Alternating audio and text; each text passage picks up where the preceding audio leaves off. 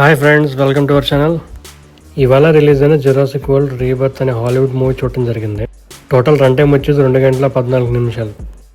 నా movie experience చెప్పండి, పర్లేదు, బాగానే ఉందనిపించింది. కాకపోతే నెగిటివ్స్ లేకపోలేదు.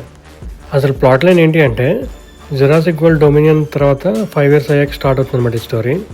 కొంతమంది like rich business man, doctor, scientist, special ops ఇలా కొంతమంది కలిసి ఒక ఐలాండ్కి వెళ్తారు. ఈ ఐసోలేటెడ్ ఐలాండ్కి వెళ్ళడం ఇల్లీగల్ అనమాట. డైనోసార్స్ అన్నీ ఎక్స్టెంట్ అయిపోతున్నాయని చెప్పి వాటి డిఎన్ఏని ఎక్స్ట్రాక్ట్ చేయడం కోసం మెడిసినల్ పర్పసెస్కి వెళ్తారు. తర్వాత ఏం జరిగింది, అందరూ బయటపడ్డారా లేదా అనేది మూవీలో చూస్తారు. పాజిటివ్స్ చెప్పాలి అంటే CGI VFX వర్క్ అయితే బాగానే ఉంది. డేవిడ్ విక్రీ వర్క్ చేశాడు. 3D ఎఫెక్ట్స్ కూడా చాలా బాగుంది అనిపించింది. ఇమర్సివ్గా ఉంటుంది అనమాట. కొన్ని జంప్ స్కేర్ సీన్స్ కూడా ఉంటాయి సడన్గా.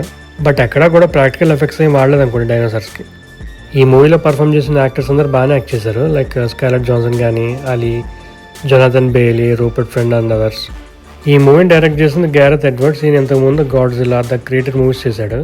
అండ్ కొన్ని మూవీస్కి VFX డిపార్ట్మెంట్లో పనిచేసినట్టున్నాడు. సినిమాటోగ్రఫీ వర్క్ కూడా బాగానే ఉంది. జాన్ మ్యాథ్సన్ వర్క్ చేశాడు. ఐలాండ్ లొకేషన్స్ కానీ, డైనోసార్ చేసింగ్ సీన్స్ కానీ అన్నీ బాగానే ఉంటాయి. మ్యూజిక్ అండ్ సౌండ్ డిజైన్ కూడా బాగానే ఉంది. పాత మూవీస్లో కొన్ని ట్రాక్స్ వాడినట్లున్నారు. అలెగ్జాండర్ డెస్ప్రాట్ వర్క్ చేశాడు. నెగిటివ్స్ చెప్పాలి అంటే రొటీన్ స్టోరీ లాగే ఉంటుంది. ఫర్ ఎగ్జాంపుల్ కింగ్ కాంగ్ కానీ, కాంగ్ స్కెల్ ఐలాండ్ కానీ, అండ్ పాత జురాసిక్ పార్క్ మూవీస్ చూసినా కానీ అంటే లిటరల్గా మనకి లేజీ రేటింగ్ అనిపిస్తుంది. తెలిసిన స్టోరీయే తీసి మళ్ళీ ముఖం కొడతారని. 2 ప్యారల్ స్టోరీస్ నడుస్తుంటాయి అనమాట. బట్ అది ఎందుకు కూడా స్టోరీకి ఉపయోగపడదు. ఆ మ్యూటెంట్ మాన్స్టర్ సీన్స్ అయితే కొంచెం తేడాగా అగ్లీగా ఉన్నాయి అనిపించింది. ఇంకా బెటర్గా తీసుండొచ్చేమో అసలు ఆ మ్యూటెంట్ కాన్సెప్ట్ తీసేసి నార్మల్ డైనోసార్స్ని పెట్టి. పోస్ట్ క్రెడిట్ సీన్స్ ఏమైనా ఉన్నాయంటే ఏమీ లేవు.